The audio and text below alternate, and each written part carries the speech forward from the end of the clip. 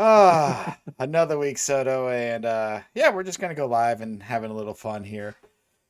2 weeks ago we did it. Uh, We just talked about whatever came to mind, and before we mhm. get started and whatever we want to talk about this week, we're live last week. Talking WrestleMania 41 because WrestleMania 41 weekend. We were like, fuck it, let's just talk all things wrestling. And lo and behold, because It was the eve. yeah, Saturday morning or Saturday afternoon, excuse me, before the first day one. We talked matches. We Yep. talked about some of our favorite moments. And, we kind of was like, let's do this cool setup because people can, they use videos without audio. And, we had our faces on it, not live faces or animated faces, et cetera, et cetera. And yeah, when it was all said and done, copyright hit us. So they blocked the video. We did re release Oh the yeah. audio. Uh, just to keep it out there because I was able to with just one screenshot because I'm like, I'm not going to go crazy with it. So, yeah, I kind of felt like shit about that because I'm like, but I don't get it. YouTube has all these copyright things, and I'm like, well, we didn't use the audio. We're not making money off of this. It wasn't even like a full screen, but maybe because the Mhm. people that I see, they have their live faces on it, and we're just animated. But either way, Soto, yeah, we're live. We're doing this again, and here we are. But speaking about WrestleMania 41, we did watch, Yeah. last weekend and kind of saw the Raw, Sure did. Raw. What were your initial thoughts? What were some of your favorite movies from like, WrestleMania 41? Uh, the Jade Cargill and Naomi fight I really liked. That was really cool. I'll be honest with you, man, and this may be controversial, but I feel like some of the best wrestling that I watch now, because we talk about how I've jumped 25 years in the future, Mm-hmm. but the women do some of the best wrestling that I've seen, at least as far as entertaining stuff. I mean, the Gunther and the Gunther and Jey Uso match was kind of mid to me. I did like the part where Jey Uso did like three splash from the top, I guess, but I thought that was a very kind of slow moving and boring match. And again, I just got a lot more enjoyment from the women wrestlers. I did like the LA Knight and Jacob Fatu match of night one.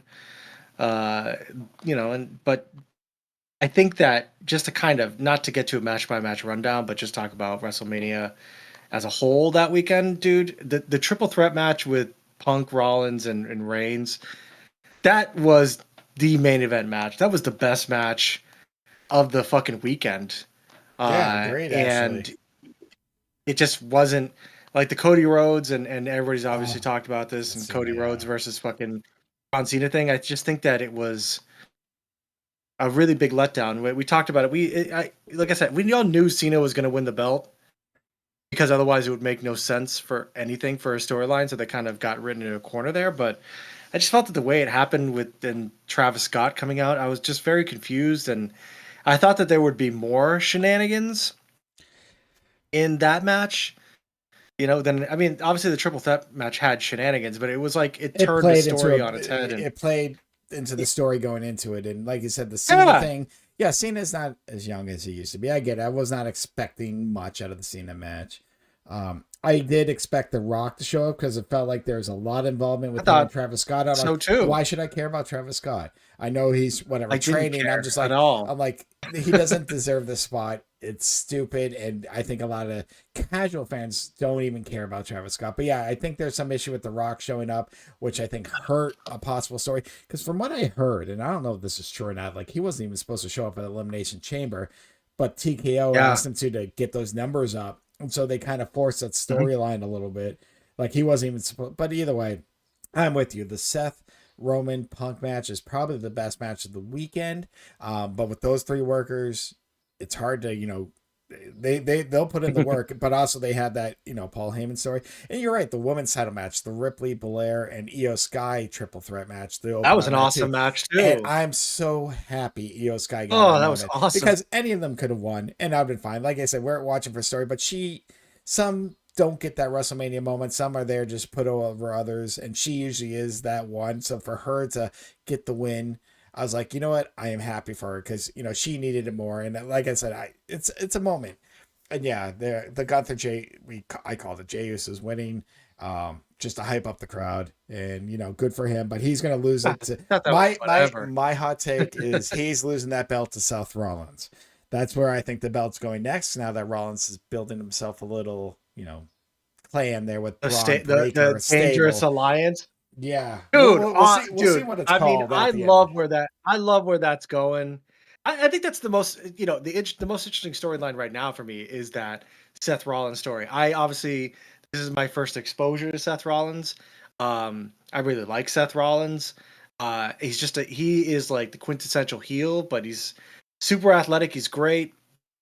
He's a great fucking worker, man. I've been super impressed with Seth Rollins, and now you add, we all knew Braun Breaker was going to get a push, That's why he and this lost is the a belt. great Yeah. way for Braun. This is a great way for Braun Breaker to get a push. And speaking of that, talking about push, one of the biggest pops of the fucking weekend was Dominic Mysterio winning that Yes. fucking belt.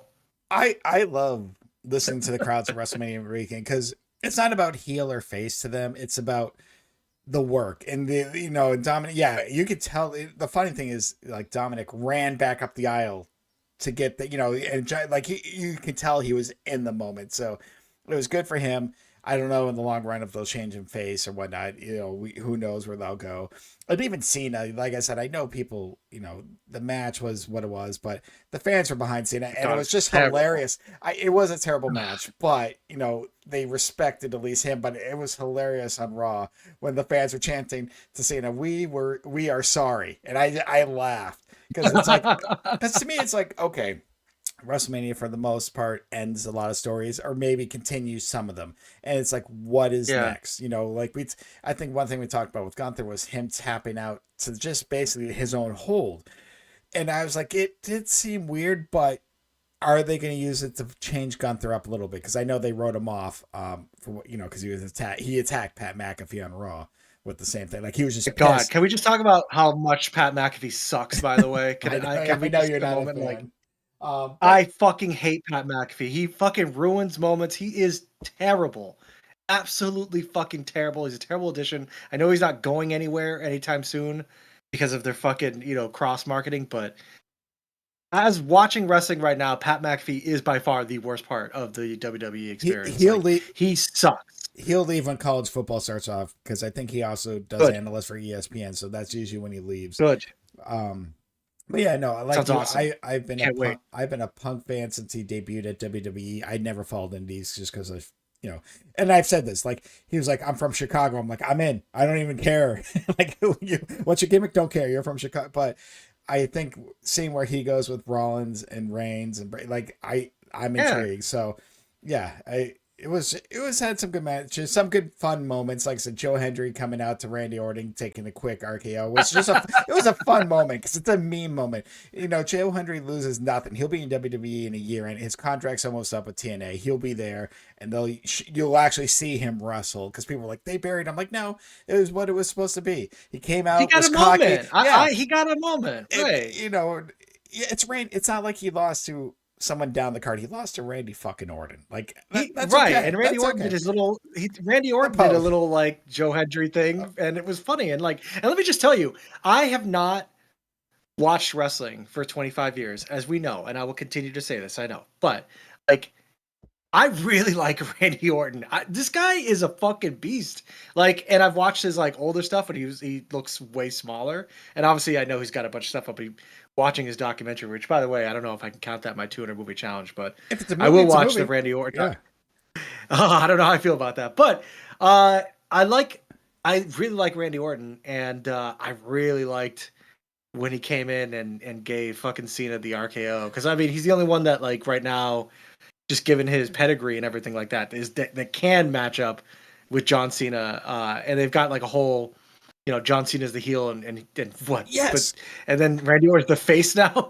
Well, all right. So I was gonna bring this up. Yes, because they kind of came in together, and they've fought each other so many times. Like it was almost a joke during this like 5-year period. Like they may have, or people were sick of it. But yes, this is the very first time we're seen as the heel and Orton's the face, and I'm like, all right, so you're getting this, and I think WWE did that. Why Orton's the first person to come out, to challenge Cena. There's two reasons. One, Orton before what happened, he was talking to Cody, and he even looked at Cody. He's like, "Well, after you're done your match with Cena, just so you know, man to man, I'm Yeah. coming for the belt. Yep. Like it was, and so the Mhm. storyline is, well, okay, he's still going for the belt. So I like that little continue, how they continue things. They just don't bring storylines just to drop them. But yeah, to see I liked it. I liked it. Orton as a face, Cena as a heel will be a great dynamic. Also, I feel like Orton might be a heel towards the end of the year, so they want to make this match happen before that happens, because who knows? Because Orton's could be heel for when Cody returns. Who knows? But Orton's not dethroning Cena, but it will be a So fun match. walk me through the Randy Orton thing, because like he's been around for a long time, but he still looks like he could still do his thing. He debuted in Like he's 2002, if I remember. So that's just debuting. I know they were in like whatever, because then I think it was like OVW was like the minor leagues. And yeah, so he Mhm. came up first. He's the youngest. He became the youngest world champ, like the first reign. But he's got 14 reigns. Yeah, so no, he was. He came in and he was just a generic baby face. Wasn't kind of connecting the crowd, but then Evolution, Triple H had this group stable. It was Triple H led with Ric Flair, because it was like past, present, future, and then Batista and Randy Orton, and they were just a great fucking stable. Ah, So it was like Batista and Orton, so Orton benefited from that, and that's when his cockiness came, and he just played it yeah. perfectly. And it's funny because there's a match between him and Cena for the title when that happened years ago. Like they're fighting like they always do, and Cena got the upper hand, and Orton's on his knees, and he has this look like, I can't beat this guy. So what is typical heel faction? He slaps the ref from his knees. And it's kind of hilarious and smart. And so the ref calls the bell, and Cena's just, he's got this look like he's not even pissed. He's just laughing at it. People predict that this pay-per-view this match between, it will end that way, just vice versa. Because obviously Orton's Oh, been, they because have to Cena, make a no GQ though. well, we'll see what happens. But I've been saying this. I like where the company's going nowadays because it's unpredictable. Yes, some things will still be a little predictable. You have to have that. Like I said, Jey Uso winning, I think everyone knew. I just don't think he's holding it for long. But you never know what to expect, and I kind of like that. Just surprise me. It's a story. Just give me something new. That's all I want. Yeah, I mean, it's not perfect. I mean, I think that they, pivoting to Randy Orton and Cena right after that disaster of a main event kind of makes you forget about that a little bit, which is nice because I think lingering on that would have sucked because, I mean, they just fumbled that entire thing. They did a lot of things really good. I'm not one of those people. I've heard people be like, "This is the worst WrestleMania I've ever seen." Okay, Nope. you fuckers don't. Okay, you just don't fucking know. And like, and I'm about to watch WrestleMania 6, which I think is a pretty good one, um but there's bad WrestleManias. I mean, I haven't gotten a 9. I hear 9 is pretty terrible. Yes, I think that's the outdoor Caesar's Palace one. correct. Um but this was perfectly fine. Look, I just think that they're gonna work things out, and some things are gonna work, and some things aren't gonna work, and that's fine. That's wrestling. You kind of just pivot and everything like that. I really like what's going on with Seth Rollins. I like the Paulie dangerously fucking shit coming back with the stable. That's awesome. I think Roman Reigns was the best looking wrestler of the weekend. I mean, his body is just insane. Like he was fucking ripped. Probably maybe Finn Balor was Oh kind of yeah, more better in the shape. Irishman, So, and yeah, he got the abs. yeah, he Yeah, was probably definitely better had like shape, but the 10 pack. Roman Reigns like wrestles in Air Jordans. I think like and I'm watching him. I'm like, this guy's good, but they put on a great fucking show, and so they have a lot of good things to move forward with. That you just kind of fuck it. I mean, they just fucked up the Cody Rhodes thing, and maybe Cody Rhodes will come back as a heel because I know he's gonna probably disappear and then Oh come yes, back, he's already right? taking Like a that's break. what I'm Yeah. feeling like. Yeah, so it's like, but he's gonna come back and be reintegrated, and then maybe that'll continue some long term storylines. I mean, I enjoyed the weekend overall. I just wish it wasn't. I wish it would have left the feeling that it did on Saturday night, on Sunday night, because Saturday night's vibe was like, oh my god, this is awesome, this is great. Like it just had a great thing to it. Um, and yeah, yeah. I mean, again, I'm pulling for Randy Orton. I just if he's still a worker, which he looks like he is, um, then I think that's going to be good things, for stuff to come. So I don't like John Cena. I've never also seen John Cena in his prime, but I don't like that match between him and Cody Rhodes before things got into shenanigans with Like, why did Travis Scott even walk out? Like, all of a sudden, it was like Travis Scott's fucking theme song that he wrote himself, the Fiend song that's just like the theme for WWE. Like, he comes out like I'm supposed to give a shit. Yeah, And he hasn't is earned he that spot. holding the hardcore belt now? Like, which Oh, is it's his like own belt. I don't know much about. I don't Travis Scott to. I don't Um, like. I know Travis Scott is like, because obviously I worked at a dispensary for 5 years or whatever it felt like, but like I don't get how I'm supposed to give a fuck as a wrestling fan about Travis Scott, and there wasn't any gravity to him entering or him taking a crossroads, and I don't know, dude. I no, mean, it's like what we saw. Like, it's just boring.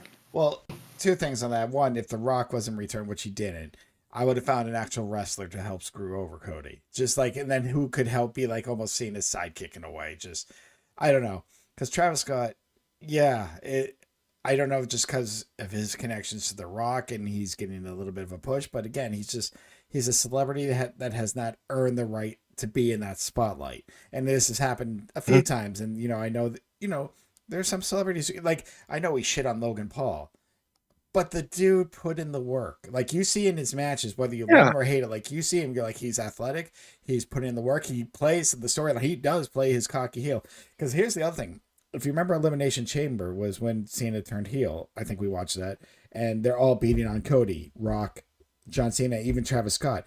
Travis Scott hit Cody in the side of the head, almost broke, like I think damaged his eardrum. There's actually some heat on him in the back room because he slapped too hard, and people are like, "God, if Cody gets that receipt back." So when Travis Scott came out, I'm like, the only reason I was happy is like, I hope Cody just gives him a more stiff crossroads than anything else because he doesn't right. deserve it. And you're right, as a fan, it's like I don't care. Like I'm fine with Being as pushed on me, you know. That's yeah, all it is. I'm fine with the Cena heel It's stuff. like, Give me the cool story. He's good to hate. The matches aren't going to be great right now because it's just the end of his career. It's just tough. But yeah, Travis Scott, I could care less about. I mean, it's like, look, WWE. It's become readily apparent to me as I'm watching it now. It's a lot more advertising product than there used to be. Now the ring is covered in like all sorts of advertisements, and then Yeah, shit that like that dude is Logan wipes. Paul's fault as well. That was his idea. I know the Prime is what started in his Prime drink. So I mean, that that it's whatever to me. I get it. Like, I watch sports, so it's like, when you watch any sport, you're going to see advertisements. I don't have a problem with advertisements, but it's definitely different than it used to be. I think it's hilarious when they try to cross the brands into what they're doing. Like, talking about the new Fatal Fury game or the new fucking, I don't know, Clash of Titans game or some shit, hmm and they're trying to get that in there. It's funny to see who their audience is too, and I, of course, I'm not going to get mad about a Slim Jim commercial at a wrestling event, but definitely a lot different than it used to be. It's a lot more. Again, the product is great. I think visually the product is amazing. There are some holes in the roster I think that are not as interesting as others, but I think that the stuff that's really going good is really going good. Um, I'm excited to see what kind of push Mr. Steiner gets in the next few weeks too, and leading up to Backlash. So 'cause I'm assuming it's Randy Orton and Cena at Backlash, I'm right? gonna assume that too because if Cena has Yeah. limited dates and since he's always here, and yeah, Breaker. I mean, the big tag team match, which might not be for the pay per view, will be. I'm gonna assume Rollins and Breaker versus Punk and Reigns. Like that'll be like not a major pay per view, but something that will happen. But I will predict this, Soto, if we're predicting something way out in advance.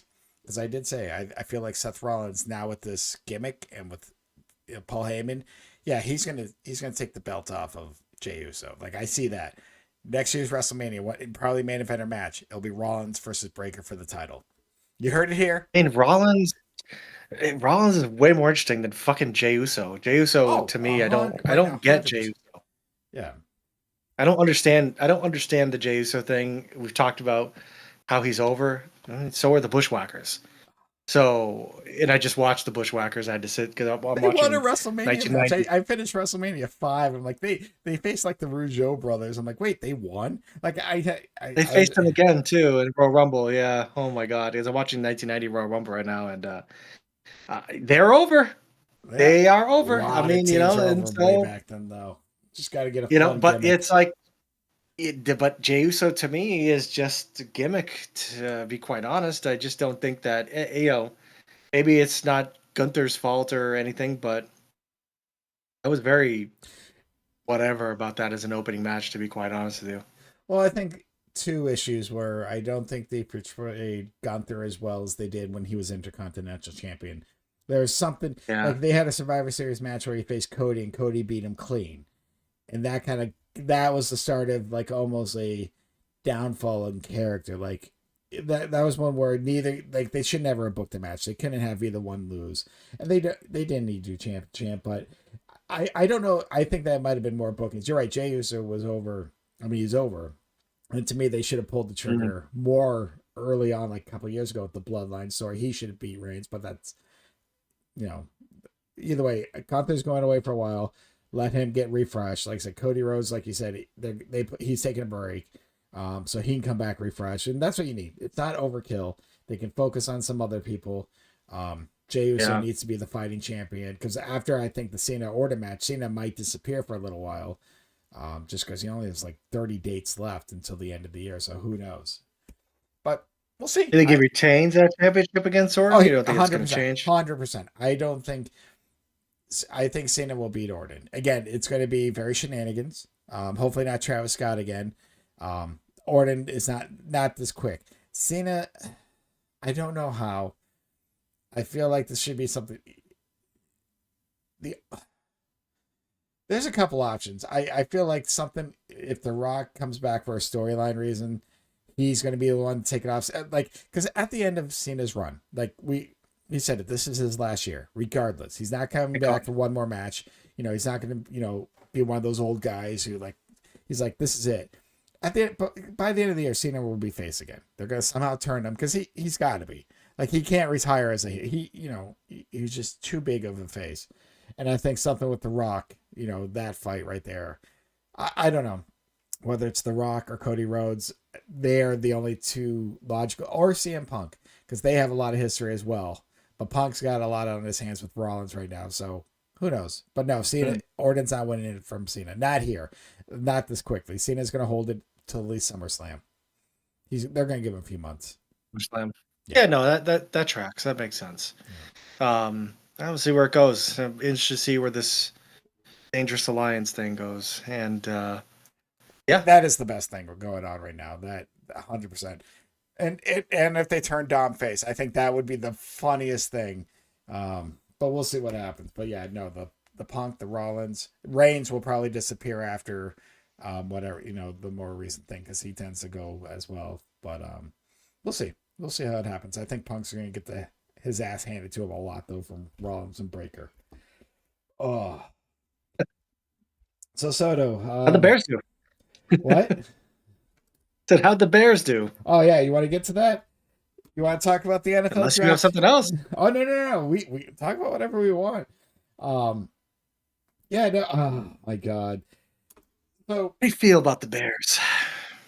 Well, first of all, I just read before we went live. Was it Shedeur Sanders? Is that Deion Sanders' son, the one that's been slipping out of draft position? He now officially was drafted by the Cleveland Browns, like in the 4th or 5th round.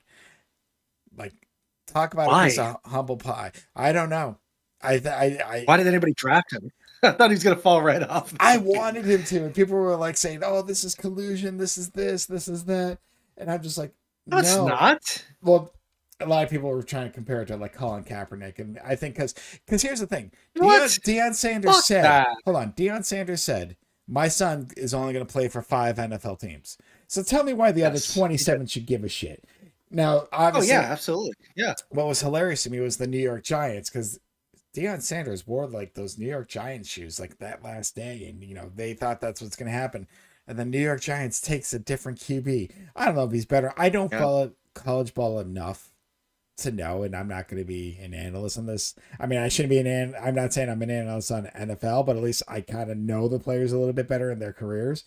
So I'm not going to say, but I'm just like, that should tell you something. But yeah, everyone passed again and again. You're right. I wanted to see Sanders just not get drafted because I think that'd be the funny shit. I hope this humbles Deion Sanders. I hope this humbles his son because I'm like, you guys aren't as good as you think you are. Stop it. But back to your original question, the Bears, because you texted me about this, their first pick. Now, they had the 10th pick. And the good thing is, like I said, I'm looking at this draft and I'm like, whatever, just load up because they loaded up their offensive line in free agency, and that was obviously their weakest part. Caleb Williams had no time. I'm not saying Caleb Williams did great, but he had okay numbers if you really look at just the numbers. It's hard when you get sacked 68, 69 times. You're not. So yes, they revamped the offensive line a bit.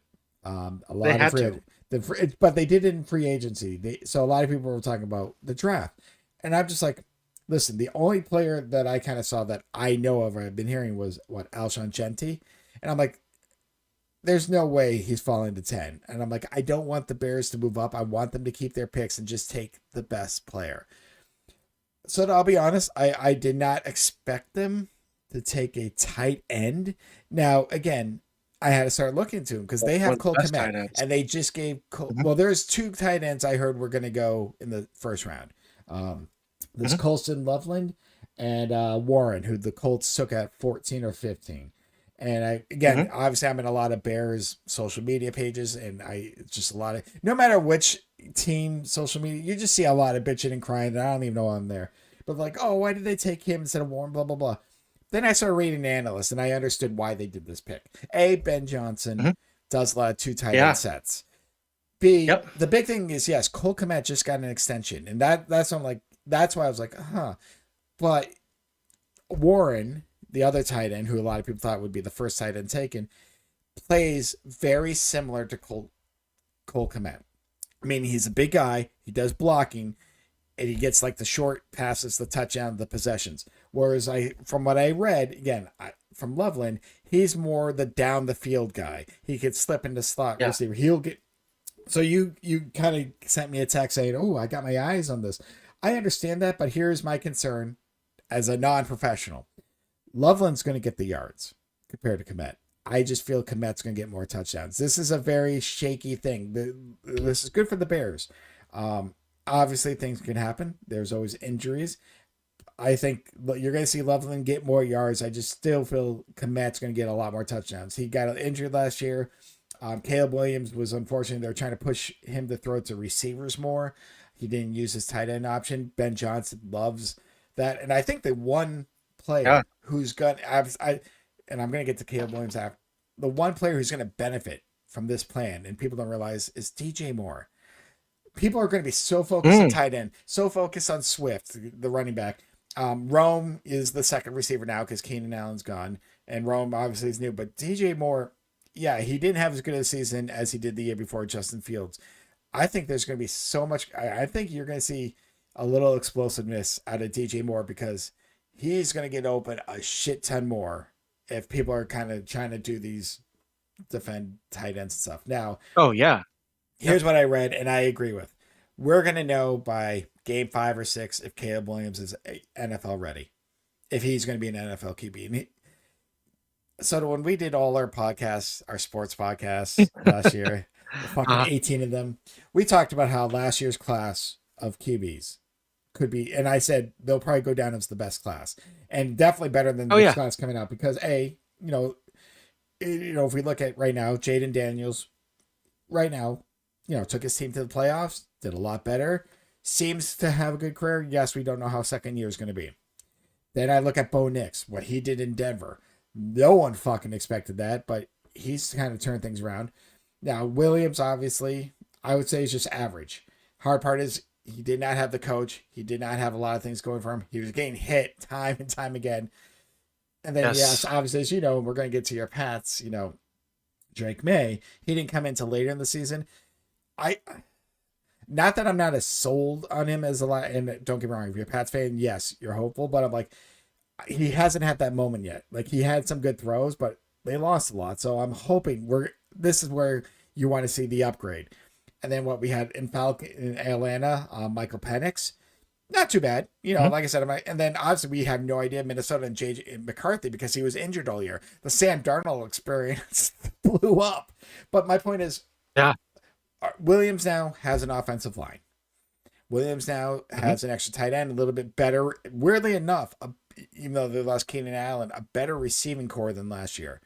He's got Ben Johnson, who is an offensive minded guru. If Caleb Yeah. Williams does not perform in the first 5-6 weeks, I would not be surprised, by next year if they try and get someone in free agency because they can't. Everything else that's Well, happening, yeah. I don't get me wrong. I hope they don't. I hope Caleb Williams figures it out. Because now if he's mentally tough, like he says he is, from what happened to him last year, and he can get past this, holy fucking shit! Like I know he can do it, but it's the mental part that not a lot of QBs have, and that we won't know until the season starts. But I think now the Bears I are can getting built where imagine. you can almost Yeah. get, you can get a Sam Dart. I know he signed somewhere else, but I'm just saying you can get someone who's done it, who's kind of mentally tough. You don't need that new prospect yet, and take this team a little bit further than has been. I hope Caleb Williams can do Yeah. it. We will see. But yes, they are like by the halfway Yeah. season, if the Bears are 2-6, Caleb Williams is done because he has everything and he has nothing that he can bitch about this time. And do not get me wrong, last year I do not put like a little blame on him, Not good. but he had It's the 20 touchdowns, coaching. but he had 20 TDs and 6 picks. Like if you look at his numbers, they weren't that It's pretty bad. good. He just Yeah. and he was trying to be more of a pocket passer, and I think that's why I'm okay with it because he wasn't like Justin Fields. Like Justin Fields ran, and Justin Fields was fucking athletic, but you can't win games Hmm. that way. You can't. You can win. You can make some plays, and it's good. But like if that's your first go to, you're not going to survive in the NFL. So yes, I'm glad they built the line. I'm going to be interested because their second round pick, they picked another receiver, which again shocked me, and then they picked an offensive and defensive lineman. And I haven't saw what they did this, today. So yes, I was a little intrigued at first, but reading about it, I'm like, this is smart. You get the best player on the board. Some of the challenge Cole Kmet, but this, if you have two tight end sets, yeah, you got Cole Kmet who can stay low. You can have Loveland who goes in the slot or just, who run up and down the field. It's options. It's all you want is your team to have fucking options. You don't want to be just a run only or a pass only. So I don't know. Again, as you are with the Pats, I'm always looking forward to next season. I'm going to be excited regardless. Whoever puts on a uniform, I am going to root for. I just Yeah. hope not by game 6. I'm like, fuck this team. I'm just going to drink. I want them to at least be. Yeah. I want competitive. I don't care if they losing happens, but just show me that you're competitive. And they I started mean, out last year. Okay. their coaching is upgraded, dude. Oh, Like, 100%. I know you're doom and gloom, but like they have a way better coaching staff. Yes. And Caleb Williams is I think he's gonna have a better second year. He should. He should. Everything's pointing in the right direction. Two tight end sets are incredibly hard to defend, especially when you've got two top pass catchers. I remember when Gronkowski and Hernandez were the two tight ends for the Patriots, and that was like an unstoppable combo. And having that luxury in there, and then shoring up the offensive line. There's no way this team is not going to be better because you can imagine the Vikings are probably going to take a step back in that division. Well, it depends. Maybe They are. They just well, are. they should. They are. I mean, I shouldn't say should. What's JJ? Do we know what JJ McCarthy is I about? don't. I didn't follow his college ball. I don't watch Right. college ball, but he was. So maybe He was a but top I don't know. 10 pick, but either way, yeah. I mean, we don't know. I can't see. I just can't. I mean, I think that's going to be another tough division again. The Lions are going to have questions because it doesn't seem like they can get over the hump, and then They lost no, both their I think coordinators. that. Yep, and so that's going to be a huge change, and I don't know. I think the North division is kind of a little bit open. I expect the Bears to be better. Like they just can't not be better because they've been managed so terribly. Last year's coach stuff and the year before, the coaching is the worst part. The Yeah, decision making and all that stuff is that's the biggest fumble. So I have to imagine that they're going to at least get back up to some sort of respectability because they did start off last year in a good space, and then they gave up that one game, that Hail Mary, and then everything went down the They fucking lost every tubes. game until the final game against Green Bay, which I'll take. But yes, Green Bay was playing most of their second string. But you take a win, even regardless. But the one thing I liked and Ben Johnson when he came to the Bears, and one thing he said, he came here because he saw something Caleb Williams.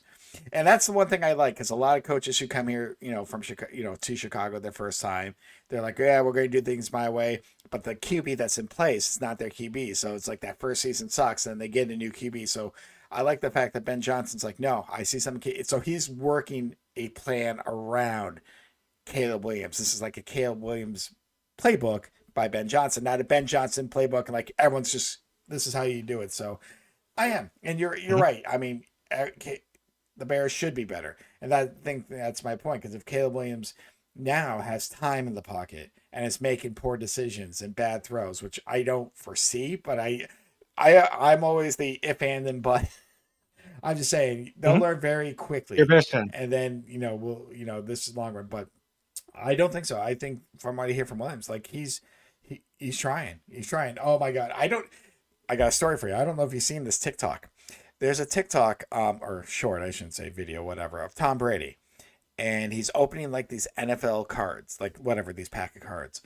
And in it, he actually opened up a rare, and I say rare, but there was many, a Caleb Williams signed card.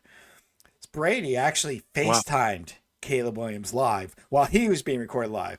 And he's like, you'll never guess what I just pulled. And, obviously he's laughing. And Brady looks at, asks him, he's like, okay, is this card in 5 years going to be worth more or worth less than it is now? And Williams like, a whole lot fucking more, just so I like the confidence. And, Brady's like, you're damn right it will be. Like, he was just words of encouragement. Yes, you know, it's from Brady, but yeah. So again, I'm excited for this Brady season. wasn't drafted number one. No, he wasn't, and and that's why people are like, He "We'll wasn't. say." But at that time, I wouldn't say it's different. He didn't have a good Columbine, so that's a different story. But yeah, no, it doesn't matter when you drafted. You just got to play, And we talked about Sanders. Yeah, he whatever, fourth, fifth round. Yep. So everyone passed on. We'll Brock see. Purdy was last, so I mean Brock Mr. Purdy's Irrelevant. last, and they Well, never, very rarely, the top picks ever really, the top pick quarterbacks. Like I was watching a graphic, they don't usually end up being the best quarterbacks of their generations. it's tough. It's tough. Outside of like Peyton Manning, I guess is one that I could think of, but But that took time Andrew Luck had too. a good run there. Because again, Manning had But like the interception record, when he was a rookie. So, oh but yeah, but that was back in the day where like they would actually let the fucking rookie quarterbacks learn on the job and understanding that the year one was going to be them fucking up. Now it's like, no, you got to be good from the beginning. It's like, what happened to like giving them a year? It's like, no, you got it's to be because good of from the now beginning that now. whole rookie contract and now because everything's more guaranteed. So yeah, they get the 4 year, 5 year option.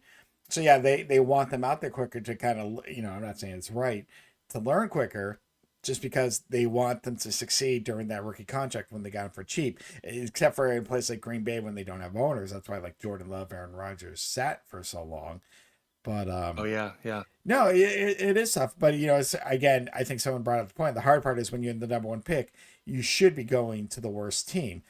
Caleb Williams, though the number one pick, technically the Bears weren't the worst team. They just had Carolina. I'm not saying they were the best team. They were just at that time they were 7-10, so they were in the middle of the road. Yeah. But they had Carolina's pick, so they locked into that number one again because Carolina sucked, who had Bryce Young. So yeah, it's Mhm. hard for a rookie QB because they're on a shitty team who's not built yet to win.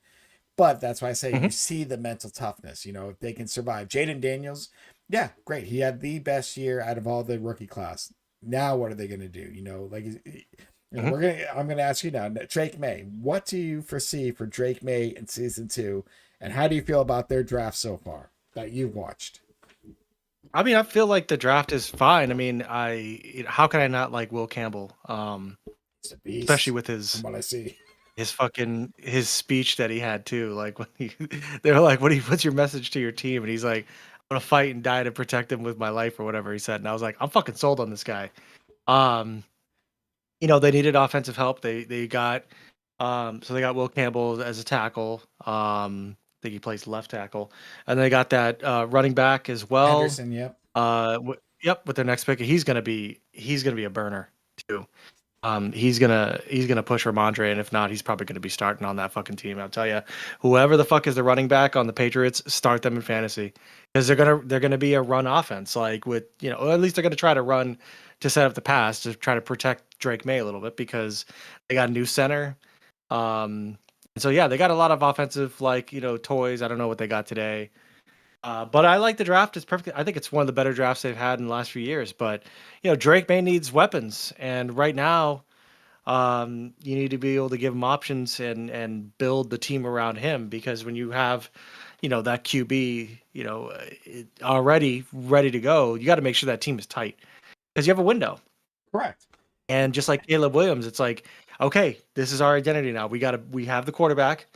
We need to protect the quarterback, and then now we need to get into the business of winning games and being, like a team like the Eagles, right? Where Jalen Hurts, nobody thought Jalen Hurts was going to be anything, right? And you see people getting mad that he got drafted from the Eagles, but that Eagles team won with defense, and hopefully the Patriots and Vrabel can do the same thing. So, I think that the Patriots are going to be a 9 or 10 game this year. Yeah. I think they might even break 10 wins. That's my thing. I think they're going to challenge for the AFC wild card. I don't think that they're quite ready to dethrone the Bills yet, although the Bills are whatever. That's a tough ass. Josh Allen's window is closing. I mean, it just is what it is. I don't think anybody's going to beat the Chiefs yet, but the Chiefs are gone backwards too. So I think the AFC is going to be a little bit more wide open. I'm not a big believer in Miami. I think that system is sort of starting to fall apart a little bit. So I think the Patriots have a really good opportunity. And again, it's for the biggest risk with Drake May is that he doesn't get down on his runs, and he's already had a concussion or two. Maybe it was just one concussion, but he's already like lost time because he got hit in the head because he doesn't get down, and he's not big enough to make those runs yet. He's a great runner, but I think that that's the big risk is, what happens if he goes down, and because that will kind of fuck up the whole thing. They do have a veteran backup. But yeah, no, I feel okay. I mean, when I'm looking at the Patriots, I'm not looking at them. I don't have any sort of emotional anger or connection towards what they do or don't do, because I'm just like, whatever, like how they're going to be is how they're going to be. And I'm not mad about it. Because I saw 20 years of fucking dominance, which is basically half of my fucking life. My team was the best. Even if Drake May ends up being like 4 times the quarterback that Tom Brady was, there's no guarantee he's gonna win 6 or 7 fucking Super Bowls. Because that shit just, there's so many factors that go into it. So I'm more excited about just, watching football and see how it comes across. And if the Patriots are better, great. I'm not expecting a lot from them this year, maybe year 3.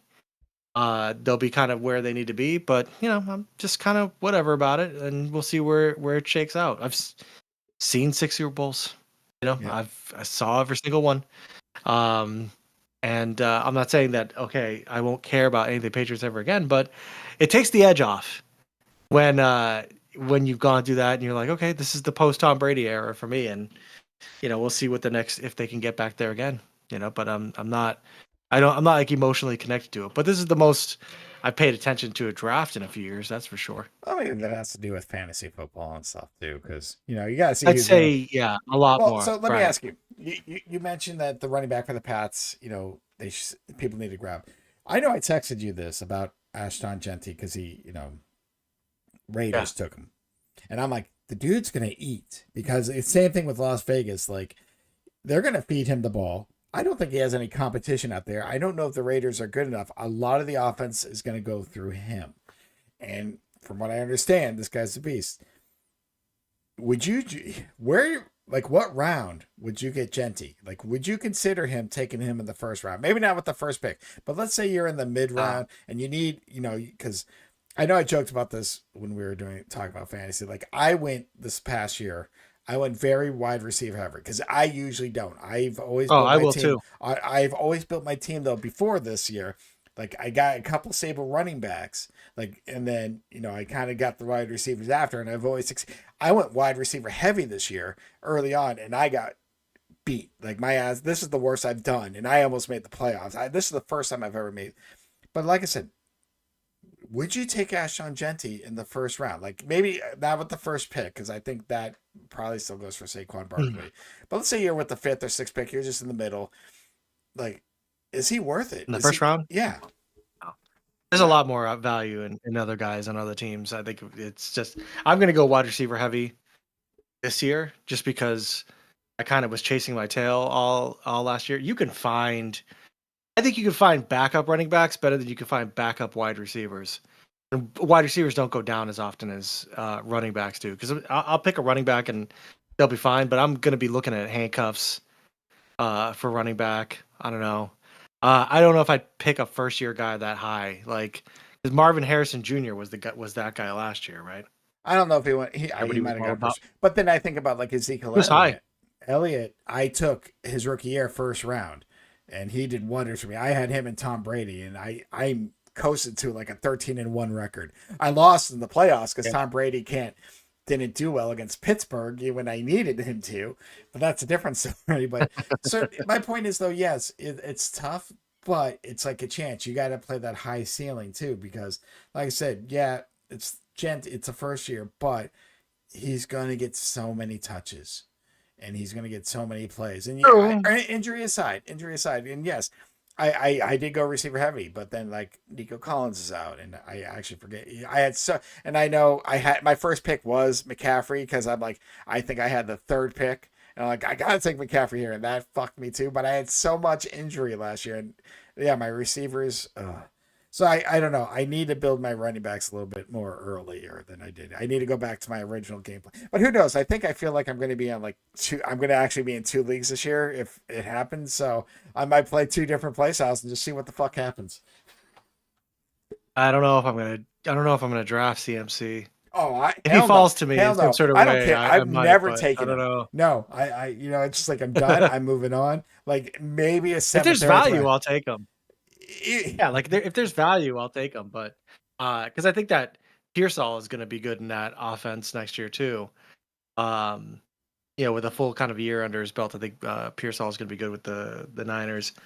But the teams that won my league, they had guys like Derrick Henry, and they had Lamar Jackson, and they had really heavy hitter offensive, Yeah. bulls that really carried their teams. That's what I'm really looking for in fantasy. It's like I want bell cows. I Well, want big dudes, and I want to think about because nobody was thinking about Derrick Henry over no, Brees Hall, see, but he Derrick went Henry second was round. better. He was second rounder mostly. I think Yeah, average second or like because he lost his stuff.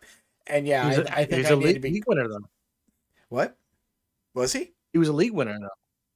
Oh no, he If you was. had Derrick Henry on the Oh team, no, yeah, yeah, oh 100%. yeah. But I'm talking about before. If you were drafting before what we knew, like Barkley was for like you could a lot of people if you could have got Barkley in the first round and then Henry in the second round.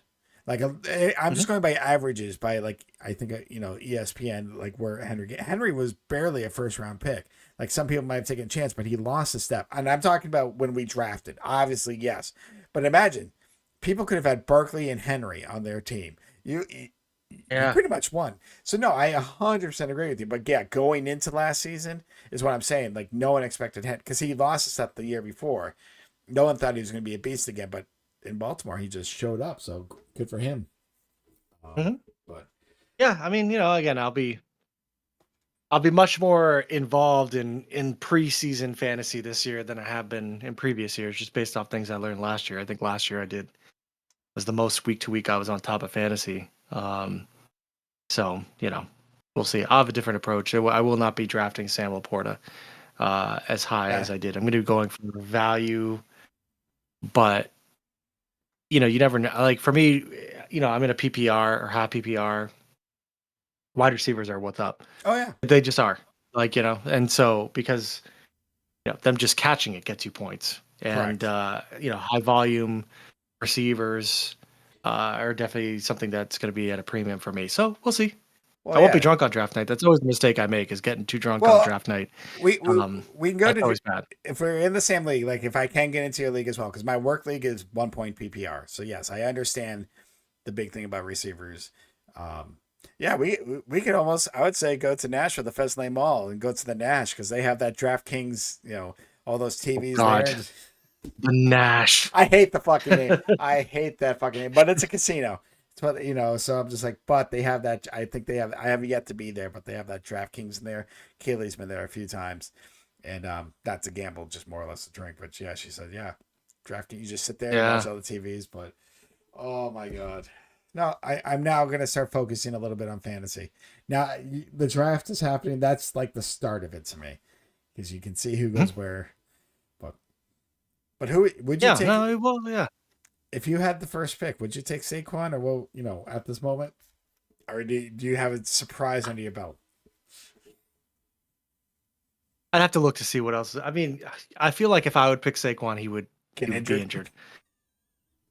That's just it. I mean, I'm it's trauma. It doesn't make any sense, of course. There's no empirical data for that, but I mean, when you have the first pick in these things, you have to pick the dude, and Saquon Barkley is going to be awesome in that offense again. He's coming back in there, so why would you like? What would you have to lose by picking Saquon? Like, who would you pick over him?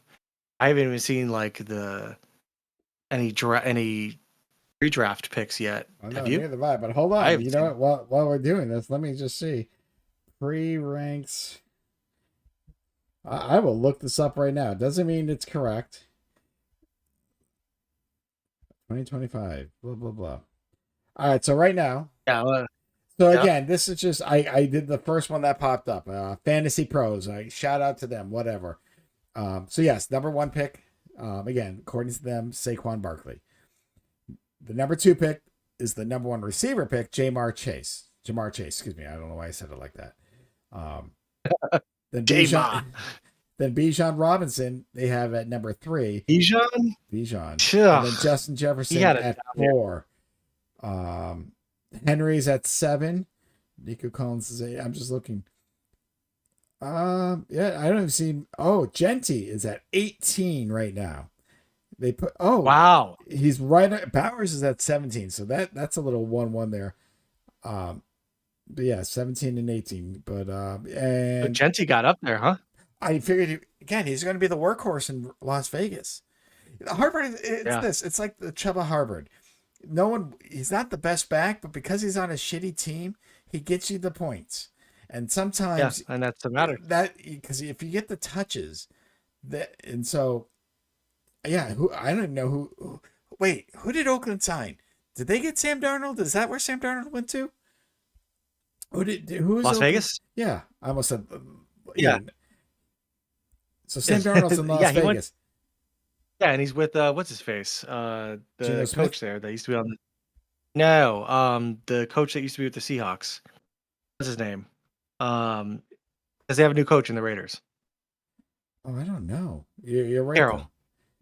Pete Carroll's the new coach at the Las Vegas Raiders. Oh, and FYI, Sam Darnold's on Seattle. I just he's Oh, he went not. to Seattle? He went to Who Seattle. went to the Raiders? I let me go back. Geno Smith. Right Geno Smith now, was on the Seahawks though, right? yeah. So right now, the QB situation Wow. in Las Vegas is. Oh wait, I just want the QBs, not the whole fucking thing, because they also have that Aiden O'Connell.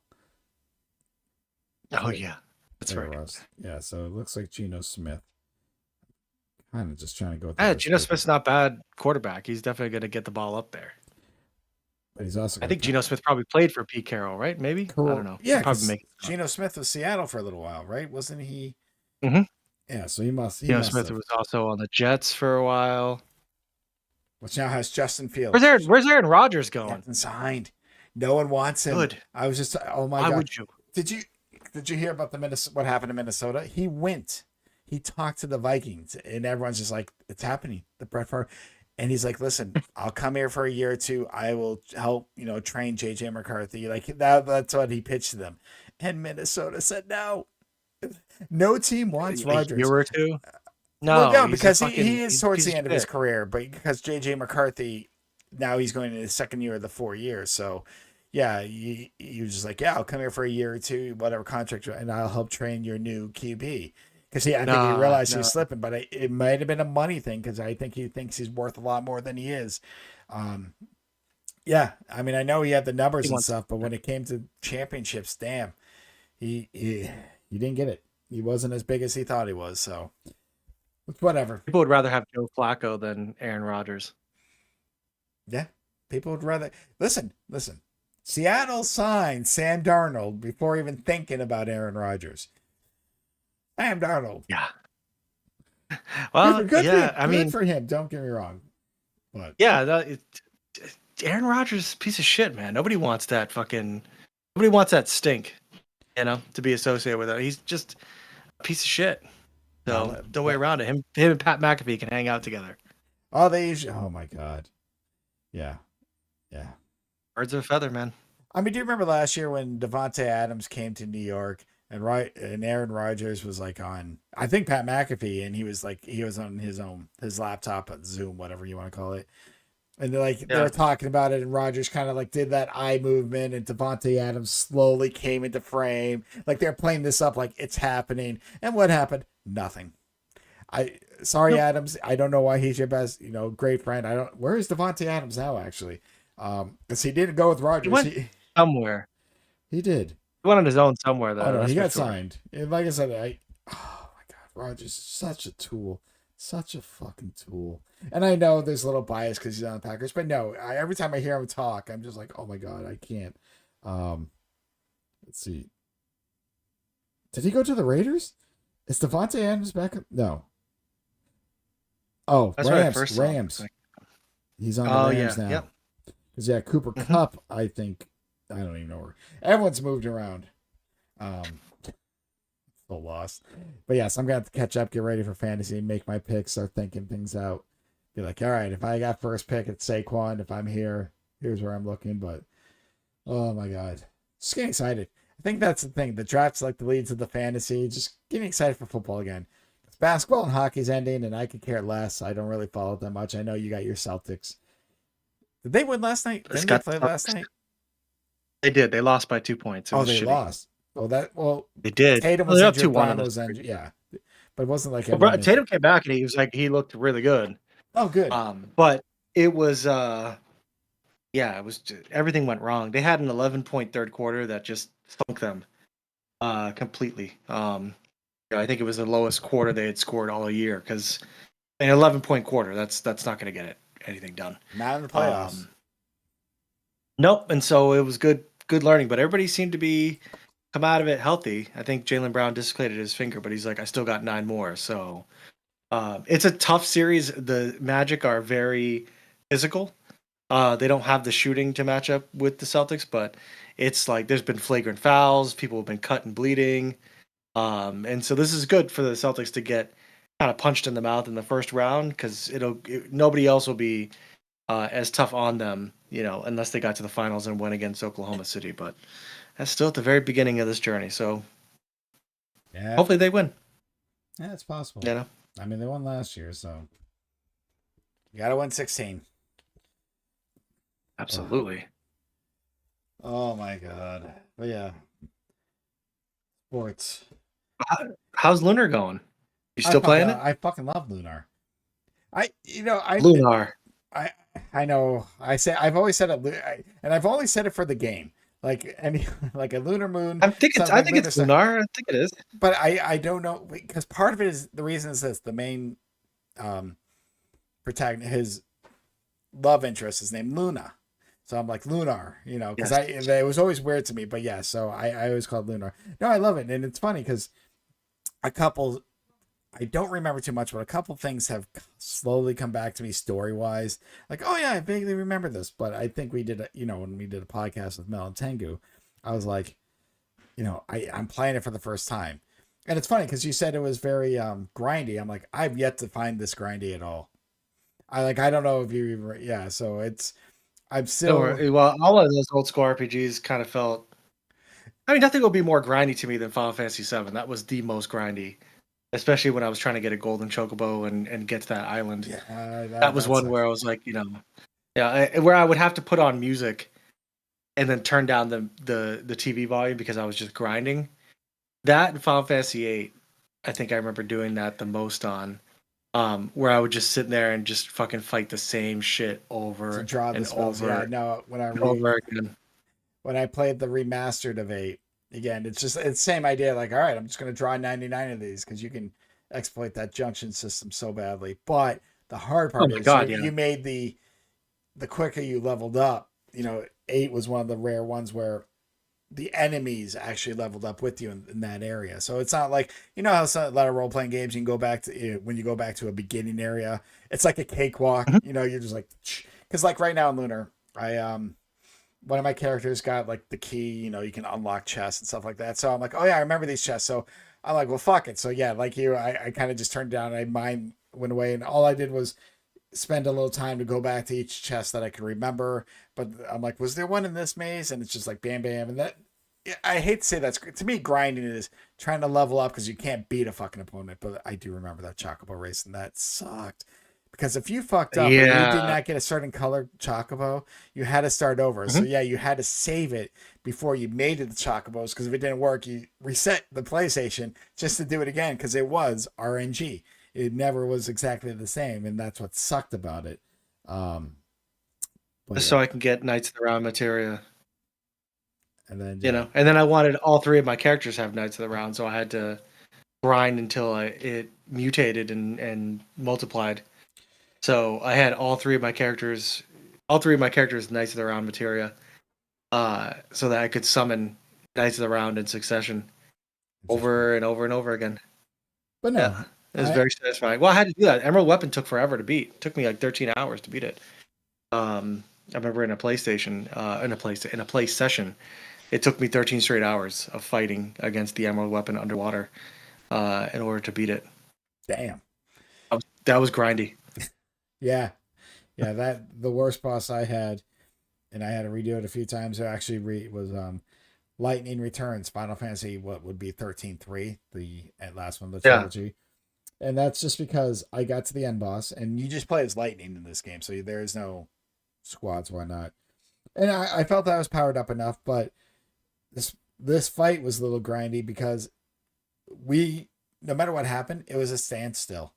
Like it could not beat me, but I could not beat it. Like because and so literally everything was, and I'm like, what's going on? Like because I'm playing it, and it took me a while to realize I'm like nothing's gonna happen, and so I had to look online. And I'm like, there's got to Mhm. be something I'm missing. And I hate looking online when I first play through a game. I like to just Of course. I like to just enjoy in the moment, and if I the afterwards, like, is there anything I missed, or is it worth it? But I'm like I'm at the end boss, and I knew because it's three stages, like a lot of fights are, and I it could beat the first two, but it's the third and final stage, and when you get there, so I learned that you had to, and it's hard that you had to stagger the end boss, like it's because and I I was not my play style was not built in what I had and the way I did to stagger opponents. I just went in fucking gun for lack of better terms, guns blazing, heal because again you're just one character. So I was rating up what's the quick what's a good way to stagger, and I'm like okay, and I'm reading this. I'm like I can do this. I have these items, so I didn't have anything else. So I'm like I'm gonna give this a shot. And so I think on my last item or last magic, because once you stagger this thing, it's over. Like you just whoop it and it's done. You don't have to stagger it a second time. Like once you get it down once, you just unleash everything and it's over. But to get to that, like I thought I was done because I'm like, oh fuck, and I was so pissed. I'm like, I do not want to replay any of this. Like I don't want to start over, and I'm just like, I was so mad because like Lightning Returns, you're kind of on a timetable. Um, you have what they call Yes. 13. So it's at first it's daunting, but once you learn, it's not bad. Um, but yeah, so like I said, my last ditch effort or my last hit or whatever item or magic, I forgot how I did it. It staggered, and I was like, oh, I like you get that moment like shit. Now I'm just unloaded. I'm like, it's over, bitch. And I don't remember the end of the game. Like I said, it wasn't the best in the series, but I had to play it because I played 13 and 13 too. So I'm like, gonna do it. Gotta finish it. Surprised that those aren't out yet for It's the only in this one. generation. Because I think that I would enjoy replaying that one. I would like to. I mean, because you only played Final Fantasy 13, right? You never played Yep. 13-2. Yeah, No. 13-2 wasn't 13-2. I think I've talked about this. Is the first game that I ever platinum.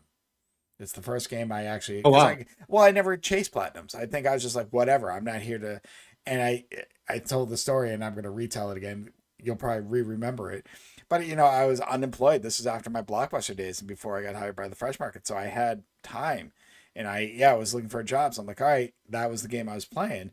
So after I beat it, because it's 13-2 deals a lot with parallel universe, so you can mess things around. It's not too bad a game. It's a fine game.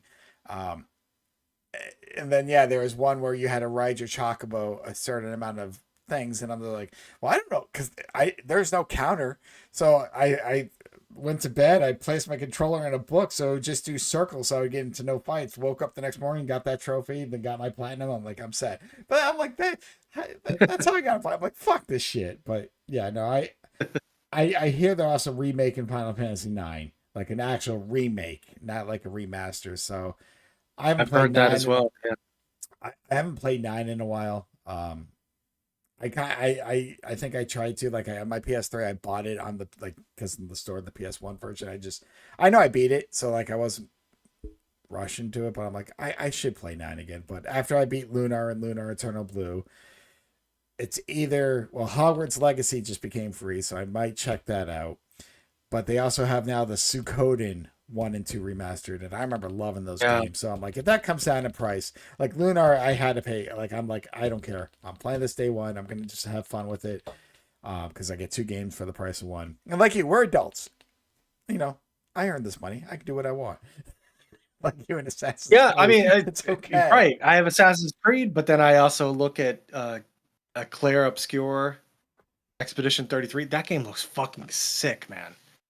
Have you seen that? Have you seen What anything for game? Claire Obscure? No, It's Claire Obscure Expedition 33, I'm looking at it and it's a now. turn-based RPG. Oh, It looks gorgeous. It looks absolutely fucking stunning.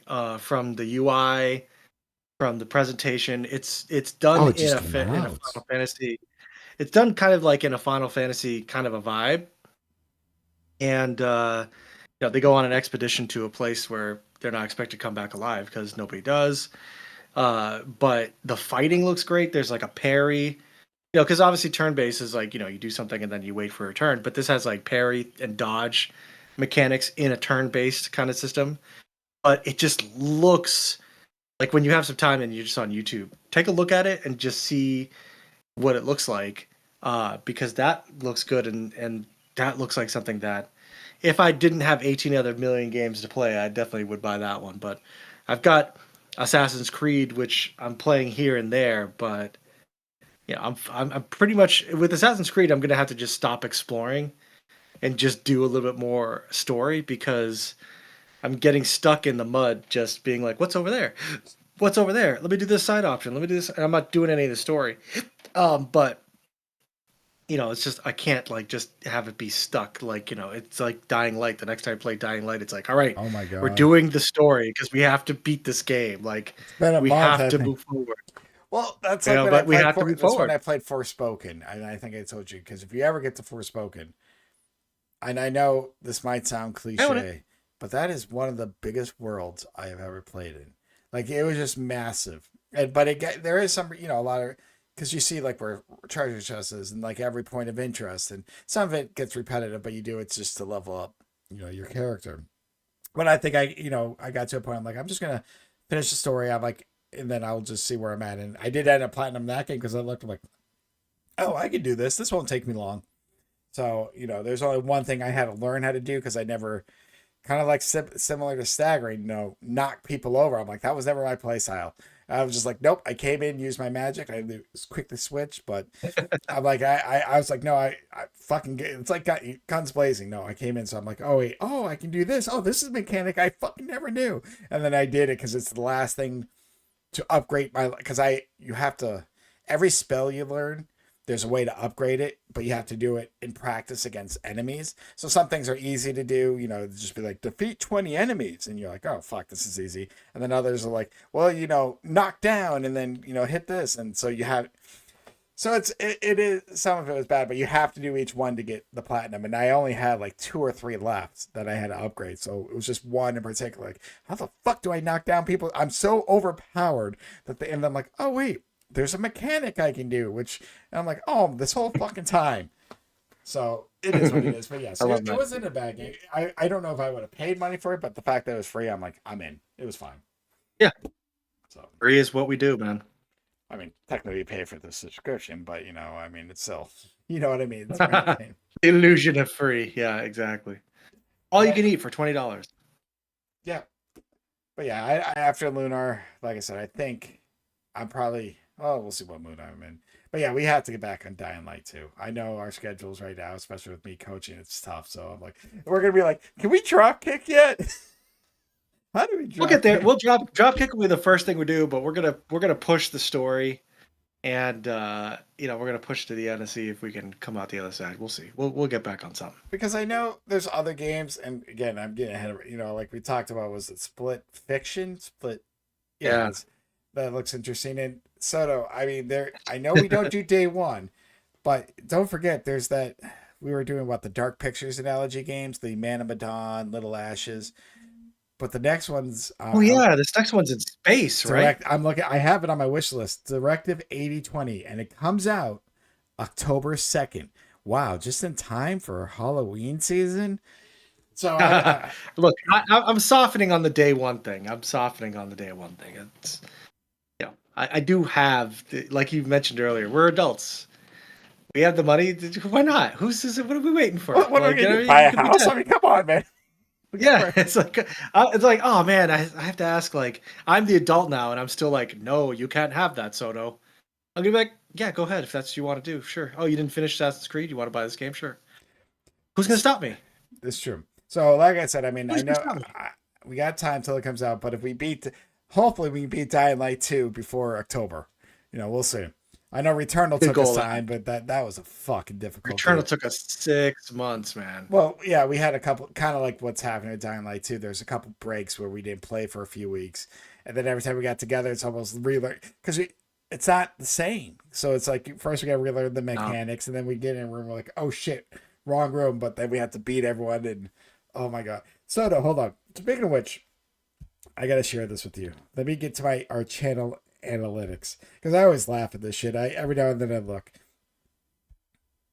So yes, Soto, if I were to ask you outside of in the last 48 hours, what our most Yeah. watched videos were, what not including, believe it or not, this live stream we've technically had 10, which means whatever me you, but a few people at least popped in to watch and left. But so total we've had 58 views in the last 48 hours. Doesn't mean they stayed and watched, but like now I say this because at Returnal, so tied for first with 9 is our podcast is Returnal, the best co-op game ever. That still gets a lot of views. Like right now it's at 618 views. But so Wow. Okay. what would you think else might be in the top 10? Just Probably not. Probably the Northman.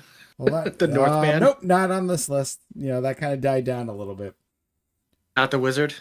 No, I wish no, but there is a No. Rotten Taste that's up there that had 2 views, which 1, 2, 3, 4, 5, 6, which would make it 8. Like I said, I mean a lot of things have 1 view, so I'm trying to. But we did have one random Rotten Taste video that got 2 views somehow, which I'll tell you right now is Men in Tights. Wow. Okay. Men in Tights is good. I like Men in Tights. But what the number? I have no idea. So what we the have number one would be. Teen Wolf. we had 3 movies from a 200 movie challenge. But anyhow, so like Aladdin, because it's recent, had 5 views. We actually, one of our shorts, freaking out playing Returnal. Someone actually commented on this like a couple days ago, saying they saw us when we were because that short is when we first saw, like we were facing the third boss, which we agreed was like the hardest boss. But when the platform started moving and we were freaking out, like, oh no, we're gonna use this stuff. So someone actually said, seeing this makes me want to play the game again to get to that part because they're like, I'm like, yeah. I'm like, my response was, this is the hardest boss. You can get past this boss, you can beat the rest of the game. Because while the end boss was a lot, this was. But so Soto, 2 of our 200 movies are top, and I texted you this one, like a fair to remember has had 9 views in the last 2 days, which now brings it up to a total of 121. But okay, the Beekeeper has had 9 views in the last 2 days, and that's Beekeeper. The Beekeeper, which was oh my god, it is a popular-ish movie right now on streaming, but I'm sure people are wondering what it's about. Just hit play on it, like just fucking watch it. As I said in the review, you'll be disappointed that there aren't as many bees, but it's fine. It's a fine movie. No, it is, and yeah. So in the last month, and I'll just go through this real quick. Our most viewed in the last month now is our one where we talk about WrestleMania 2, where its title is WrestleMania 2 better or worse than the first one? 355. The Wow. second most watched thing on our channel is your review of Kung Fu Killer with 229. Which makes no sense. That movie was not even good. I like Uh, Donnie Yen, but that movie is like kind of mid. Affair to Remember has had 77 views in the last month. Suzume has had 72. My Wow. Turtles 61, Black Dynamite 61. But yeah, Returnal, the best co-op game ever, also 61 views. But End of Watch, also a 60 plus. Which WrestleMania I had forgotten was even on my list. somehow left your list. You're like, this movie's so bad, I don't even want it on my list anymore. I didn't Yeah, like it at all. but Makes yeah, sense why I ranked it 30. yeah. So our worst movies were what? End of Watch and Under the Bed. Yeah, like those are our two worst movies. But I mean, I've watched better movies, I think, than you have. You sometimes have this weird thing where you just look for shit and you're like, fuck it, I'm gonna watch the worst thing I can right now. I'm not as sadistic as you are, or masochistic as you are. yeah, no. Like my bottom five, and we'll probably end this shortly. Like my last five movies, we kind of talked about Beetlejuice at 30, Kind of Pregnant at 31, Lift at Oh yeah, 32, kind of right. Killer Movie at 33, and Under the Bed at 34. That's my bottom five. Good old Under the Bed. Your bottom Good five: old Under the Bed. Free State of Jones at 26, Shadow at 27, I Saw the TV Glow at 28, The Curse of La Llorona, if I'm saying that right, at 29, and End of Watch. So, yeah, those About are. right. But Yeah, it's about right. so Soto, we'll probably end this. It's been a little over an hour, but next week, unfortunately, we'll have a break. You'll have a break. Where we're gonna do something to celebrate Keely's birthday, and we're gonna go to Oh, Boston. nice. Well, so her birthday's not until the end of the month. Um, she's already, and she already knows we're doing this, and less. So there's this thing in Boston called the. She's always been big on the Titanic. Like, and I remember showing her the movie probably way too young when I shouldn't have, but that's beside the point. I'll take that as a parental loss or gain. But anyhow, yeah, we also saw Titanic the musical because I know you're loving musicals, and you know who doesn't put Titanic in the musical a musical actually together. But anyhow, in Boston they have something like an artifact exhibit, and this place that comes for a few months and goes to the next city. Its last day is June 1st. Because Kaylee's birthday Shit. weekend and the Memorial Day weekend before that, you know, she might be a little busy. So I'm like, why don't we just do it the first Saturday? Because you know, like I'll pick her up after work, and like that way, if something happens, we'll plan it for the Saturday afterwards. So most Mhm. likely, yeah, unless something happens, I will not be around Saturday. So you'll have a break to watch all the movies you need to, or just enjoy I life. Just sit there and stare into nothingness and be like, I don't want to do jack shit. watch maybe I'll play video games. I heard those are fun. I've been enjoying Lunar. Actually, when this is done, I'm gonna probably get a little, you know, snack or something and That's sit probably what down. I'll do too with AC, I you mean, know. we should So play Dying Light too, but you know, we'll have to find time. we'll get there. We'll get there. We'll get there. We'll stream that and be like, you know, hey, how do we drop? That's all we want to do. That's all we want to do is drop kick in that game. So, what's That's the sort only of thing to do. anything you want to add before we call this, as they would say, last call, Oh, leave? So, all yeah, right. sober last call that's happening right now, and Oh, I've had one beer. that's Actually, all. I did drink a beer, but in between, I did grab one. I didn't grab a second. We didn't have to use the "be right back," you know, sign like we did last time for WrestleMania, but it is You're right there. back. I did add it with the music, our little neon, whatever. So, all right. So yeah, we'll probably be back in a couple weeks, just talking about whatnot. But yeah, we have no official outro for this yet. So if you listen to the end or just skip to the end, you know, thank you for listening. Sub, like, all that fun stuff, comment, whatever. But yeah, we will talk to you later. Smash the like button. Smash it.